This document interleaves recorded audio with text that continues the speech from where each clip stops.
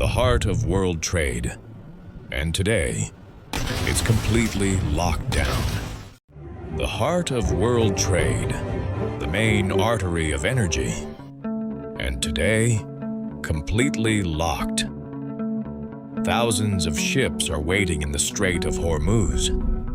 Millions of barrels of oil inside, and 20,000 seafarers unable to return home. This is not just a maritime crisis. This is the breaking point of the global system.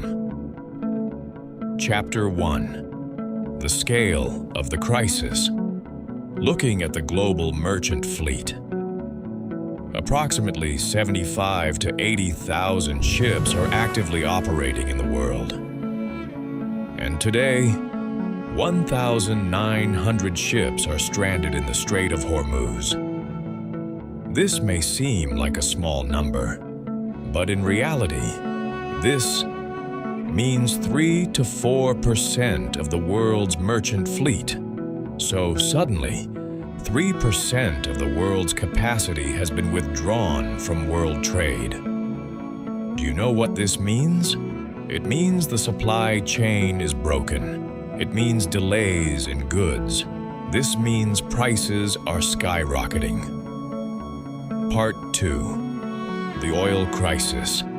Currently, on the ships waiting in the Strait of Hormuz, there are 190 million barrels of oil, approximately 25 million tons. Let's make a comparison. The Baku-Ceyhan pipeline transports approximately 50 million tons of oil per year. So, half of the oil transported in a year is currently waiting on ships, and this oil cannot reach the world. The result? Oil prices are rising. The energy crisis is deepening. Economies are being shaken. Part 3. The drama of the seafarers. But the most invisible part of this crisis, the seafarers. Currently in the Strait of Hormuz, approximately 20,000 seafarers are stranded for days, for weeks, perhaps even months. They've been waiting on the same ship. Food? There is, but it's expensive. It's being transported at double the price. Water? Maybe it will last a month, but after that, uncertain. Fuel? If the generators stop, the ships will be plunged into darkness. This isn't just an economic crisis, it's a humanitarian crisis. Chapter 4. Risks. So many ships waiting in the same place. That means a huge risk. Risk of conflict, risk of attack, risk of accident, a spark, a missile, a mistake. And the result? A massive environmental disaster. For example, even in the Bosphorus Strait in Istanbul, a single ship accident poses a huge risk. Here, there are 1,900 ships. Chapter 5. The legal battle. So, to whom does the Strait of Hormuz belong? Iran says, "This is my territorial waters," but international law says, "This is an international transit point." According to the 1982 Convention on the Law of the Sea, there is a right of transit passage. But Iran's answer is clear. I opposed this rule from the beginning.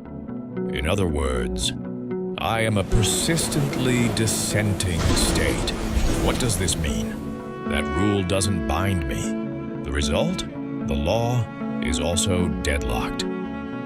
Chapter 6. Winners and losers. Who is winning from this crisis? Europe is losing. Countries like Turkey are losing.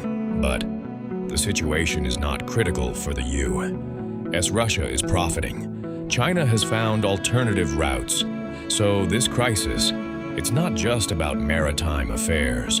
It's also a geopolitical chess game. Chapter 7. if the crisis deepens? What if the crisis continues?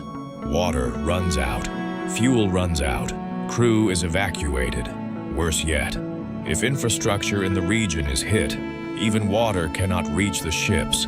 At this point, sailors may be forced to abandon their ships. Chapter 8. Global Impact. This crisis is not just in the Strait of Hormuz, it's affecting the whole world. Energy prices are rising, supply chains are breaking down, economies are struggling, and most importantly, the global system is being questioned. Conclusion, 1900 to 2000. What happened in the Strait of Hormuz today?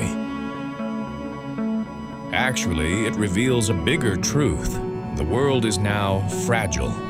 If one strait closes, the entire system is shaken. 1,900 ships, 20,000 sailors, 190 million barrels of oil. And one question, how will this crisis end? With peace or with an even greater catastrophe?